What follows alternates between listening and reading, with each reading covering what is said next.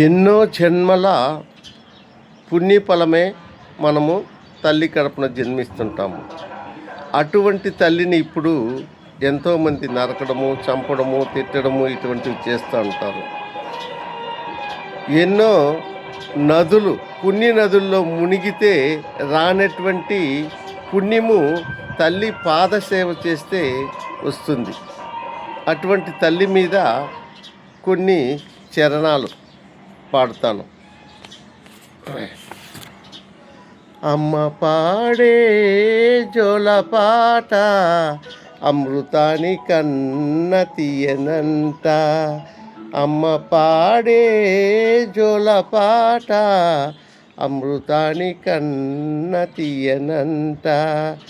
అమ్మ పాడే లాలిపాట తేనెలూరు పారే ఏరులంట.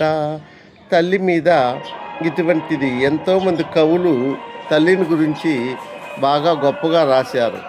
ఇంకొక పాట, ఒక చరణం. అమ్మ చూడాలి నిన్ను, నాన్నను చూడాలి, నాన్నకు ముద్దు ఇవ్వాలి, నీ ఒడిలో నిద్దురపోవాలి. అమ్మా అమ్మా అమ్మా అమ్మా. ఇదొక పాట. అమ్మ అమ్మాయని పిలిచావు, నీ కమ్మనైన పిలుపుతో కట్టేశావు. ఇదొక పాట.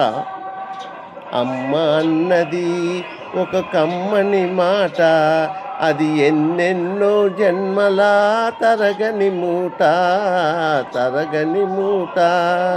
దేవుడే లేదని మనిషి అన్నాడు, అమ్మే లేదను వాడు అసలే లేదు. ఇటువంటివి తల్లి మీద ఎన్నో పాటలు వచ్చాయి. కానీ కొంతమంది మూర్ఖులు తల్లిని నానా రకాలుగా హింసిస్తున్నారు. ఆ హింసలను మానండి.